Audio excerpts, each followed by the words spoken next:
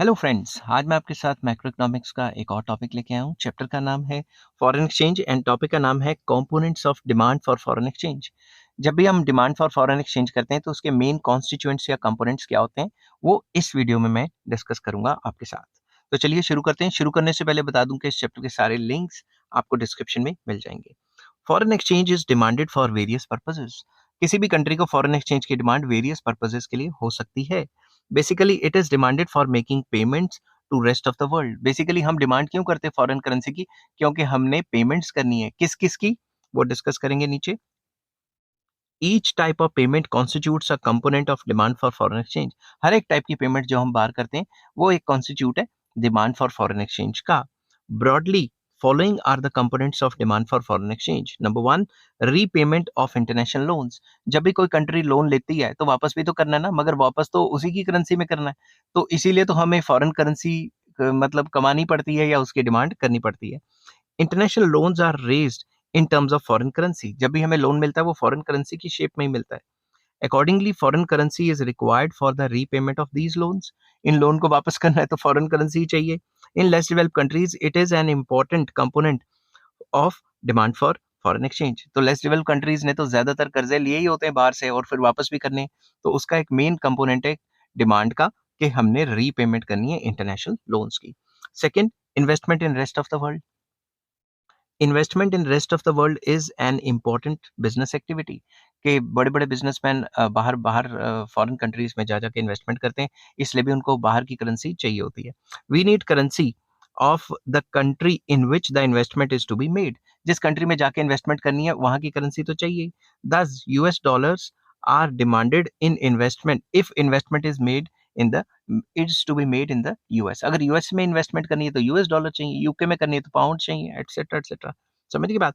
तो जिस कंट्री में जाके इन्वेस्टमेंट करनी है वहां की करेंसी चाहिए, इसलिए भी जो फॉरेन करेंसी है उसकी डिमांड की जाती है। नेक्स्ट आ गया इंपोर्ट्स। जब बाहर से कोई सामान मंगवाना है तो उसके लिए भी तो फॉरेन करेंसी चाहिए ना। इफ इफ शुरू से बोलता हूँ। We import goods and services from rest of the world। हर एक कंट्री बाहर से सामान गुड्स एंड सर्विसेज मंगाती है। It requires foreign exchange. इसके लिए क्या चाहिए? Foreign exchange. Because payments of imports are made in foreign exchange only. जब भी आप बाहर से सामान खरीदोगे तो फॉरेन करेंसी दोगे ना, अपनी करेंसी थोड़ी ना दोगे। समझ की बात? Next, direct purchases abroad. अगर बाहर से कोई डायरेक्ट परचेज कर लेते हो उस केस में भी हमें बाहर की करेंसी चाहिए। Foreign exchanges needed to make direct purchases abroad because people from our country visit our other countries of the world as tourists। अगर यहाँ से कोई बाहर टूरिस्ट बन के जाता है, कोई भी बाहर से खरीदता है तो उसे तो डॉलर ही चाहिए ना। तो यहाँ से एक्सचेंज करवा के जाते हैं, यहाँ से अपनी करेंसी को एक्सचेंज करेंगे, बाहर जाके फिर खर्च करेंगे। समझ की बात? They also go abroad for studies. Studies के लिए भी जा सकते हैं, मेडिकल ट्रीटमेंट के लिए भी जा सकते हैं। This involves direct purchases abroad. तो स्टडी के लिए जाएं या फिर मेडिकल ट्रीटमेंट के लिए जाएं तो जब भी बाहर जाते हैं तो पैसा तो खर्चेंगे ही, तो डॉलर की डिमांड तो करनी पड़ेगी। नेक्स्ट आ जाता है ग्रांट्स एंड डोनेशंस। अब आपको पता है गरीब कंट्रीज या लेस डेवलप्ड कंट्रीज को बाहर से ग्रांट्स एंड डोनेशन आते हैं, वो तो सप्लाई का पार्ट हो गया। मगर अगर हमें अपने से गरीब कंट्रीज को देना है, जैसे इंडिया श्रीलंका को देता है ग्रांट्स वगैरह, ठीक है, बांग्लादेश को या नेपाल को दे देता है, ठीक है, तो उसके लिए भी तो डॉलर चाहिए ना। Unilateral payments that is grants and donations. Unilateral होता है वन साइडेड, तो grants and donations one sided होती हैं, उसके बदले उस कंट्री को कुछ मिलता नहीं है। To the rest of the world also contribute to the demand for foreign exchange. Grants and donations of a country are often made in terms of currency of that country or in terms of some internationally accepted currency that is US dollar। तो जब भी हम किसी country को grant दे रहे हैं या तो उसी की करेंसी में देंगे या कोई इंटरनेशनल करेंसी में देंगे, जैसे कि डॉलर होता है, ठीक है। इस वजह से भी डिमांड की जाती है। नेक्स्ट है payment of incomes.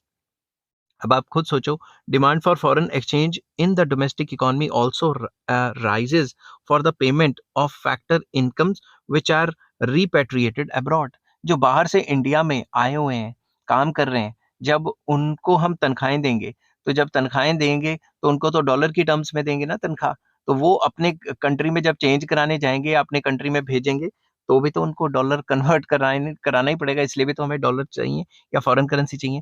It is like factor income to the rest of the world. तो अगर हमने factor income rest of the world को देनी है या यहाँ जो फॉरेनर्स लगे हैं उनको तनख्वाह देनी है इन टर्म्स ऑफ डॉलर, तो इसलिए भी तो हमें डॉलर चाहिए। नेक्स्ट आ जाता है speculative trading. Foreign currency particularly in terms of strong currencies like US dollars held और demanded by the people for the purpose of speculative trading. तो स्पेकुलेटिव ट्रेडिंग के लिए भी डॉलर सस्ता होता है, डिमांड बढ़ जाती है, महंगा होता है, सप्लाई बढ़ जाती है, मतलब बेच देते हैं। Often more foreign exchange is held when the exchange rate is low and vice versa. तो जब एक्सचेंज रेट लो होता है तो काफी ज्यादा फॉरेन करेंसी खरीद ली जाती है स्पेकुलेटिव ट्रेडिंग के लिए। अब ये जो 7 पॉइंट्स थे, together these components of demand add up to aggregate demand for foreign exchange। सारे जो कंपोनेंट्स हैं इनको मिला दिया जाए तो aggregate demand for foreign exchange हमें पता लग सकती है।